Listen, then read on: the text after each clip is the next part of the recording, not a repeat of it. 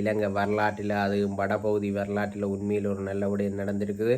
பாராட்டப்பட வேண்டிய விடயம் நடந்திருக்காது. காணி விடுவிப்புகள், அரசியல் கைதிகள் விடுவிப்புகள் இதுகளை செய்கிற பொழுதுதான் தமிழ் மக்களின் இருந்து நல்ல அபிப்பிராயங்களை பெறுவதோட நாடும் வளர்ச்சியடைவதற்கான வாய்ப்புகள் இருக்கும். இதில் போலீஸார் செய்த விடயம் நான் காணொளி ஊடாக பார்த்திருந்தேன். உண்மையில அராஜகம். இது முதலாவது விடுத்தனிய அந்த வேட்பாளர் உண்மையில் குடிக்கிற ஒரு ஆள் இல்லை.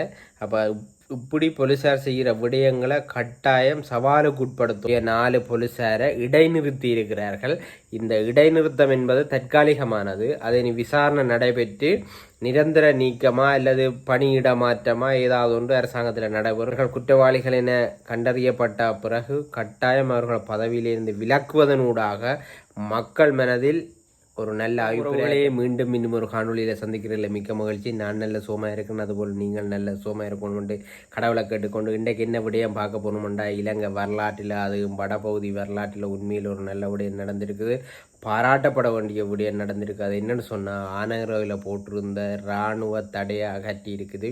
உண்மையில் அது வரவேற்கத்தக்க. நீண்ட காலமாக அந்த இராணுவ தடை இருந்தது. எனக்கு தெரிய 2009ஆம் ஆண்டு போர் நிறைவுற்றதன் பின்னர் இன்று வரையான திகதியில் அந்த தடை இருந்தது. அதில் இராணுவ முகாமும் இருந்தது, அதுவும் அகற்றப்பட்டதாகத்தான் சொல்லப்படுவது. இராணுவ தடை அகற்றப்பட்டதாக சொல்லப்படுகிறது. உண்மையில் தடை மட்டுமில்லை, இராணுவ முகாம்கள், வீதியில் மக்களுக்கு இடையூறாக இருக்கிற அனைத்து விடயங்களும் அகற்றப்பட வேணும். அது வரவேற்கத்தக்க விடயம். இதுவே ஒரு ஆரம்ப சமீட்சையாக இருக்கும். இதில் மிக முக்கியமான விடயம் என்னென்று சொன்னால், இது தேர்தல் கால நடவடிக்கையாக இல்லாமல் இது ஒரு சொன்னது மாதிரி கட்டாயம் இது போன்ற நல்ல விடயங்களை செய்யணும். காணி விடுவிப்புகள், அரசியல் கைதிகள் விடுவிப்புகள் இதுகளை செய்கிற பொழுதுதான் தமிழ் மக்களின் இருந்து நல்ல அபிப்பிராயங்களை பெறுவதோட நாடும் வளர்ச்சியடைவதற்கான வாய்ப்புகள் இருக்கும். இது முக்கியமான விடயம். 2வது விடயம் நான் சொல்ல விரும்புகிறது, சுன்னாகத்தில் போலீஸார் செய்த விடயம் நான் காணொளி ஊடாக பார்த்திருந்தேன். உண்மையில் அராஜகம். இது முதலாவது விடயம்.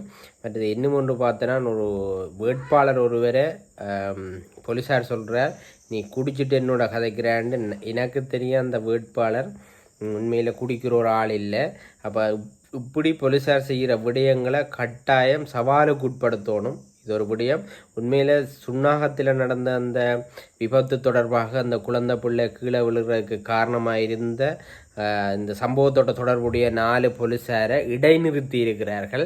இந்த இடைநிறுத்தம் என்பது தற்காலிகமானது. அதை விசாரணை நடைபெற்று நிரந்தர நீக்கமா அல்லது பணியிட மாற்றமா ஏதாவது ஒன்று அரசாங்கத்தில் நடைபெறும். ஏன்னா நான் ஒரு அரசாங்க உத்தியோகத்தர் என்றதால் அந்த விடயம் இடைநிறுத்தம் என்பது தற்காலிகமானது என்பதை இங்கே சொல்லி வைக்க விரும்புகிறேன். இது ஒரு கண்துடைப்பாக இருக்கக்கூடாது. நிச்சயமாக இது விசாரணை செய்யப்பட்டு அவர் குற்றவாளிகள் தான் என்று நிரூபிக்கிற பட்சத்தில் மக்களால் அவர்கள் குற்றவாளிகளாக கூறப்பட்டாலும் விசாரணை நீதியானது நேர்மையானதும் நடந்து அவர்கள் குற்றவாளிகள் என கண்டறியப்பட்ட பிறகு கட்டாயம் அவர்கள் பதவியிலிருந்து விலக்குவதனூடாக மக்கள் மனதில் ஒரு நல்ல அபிப்பிராயத்தை பெற முடியும் என்பது என்னுடைய கருத்து. சரிதானே? இதுபோல் நல்ல விடயங்களை நாங்கள் பாராட்ட வேண்டிய தேவை இருக்குது. இதுபோல் இது தேர்தல் கால செயற்பாடாக இல்லாமல் இது அரசாங்கம் உண்மையான ஒரு நல்லெண்ண ரீதியில் செய்திருந்தால் இந்த விடயங்கள் வரவேற்கத்தக்க விடயங்கள். இது மட்டும் போதாது. இனிவரும் நாட்களில் கட்டாயம் அரசாங்கம் அரசியல் கைதிகளின் விடுதலை அதாவது விடுவிக்கப்படாத காணிகள் விடுவிக்கப்பட வேண்டும். மற்றது அந்த இடத்துல போய் சுதந்திரமாக குடியேறுவதற்கு வழிவகை ஏற்படுத்தி கொடுக்கணும். இந்த விடயங்களை அரசாங்கம் செய்யும் என்று நம்புகிறோம். என்னென்ன விடயங்களை அரசாங்கம் செய்யணும் என்று எதிர்பார்க்குறீங்களோ அந்த விடயங்களை கமெண்ட் பண்ணுங்க. நாங்கள் அது தொடர்பான விடயங்களை பார்ப்போம். நாளைக்கு மீண்டும் இன்னும் ஒரு காணொலியில் சந்திப்போம். நன்றி, வணக்கம்.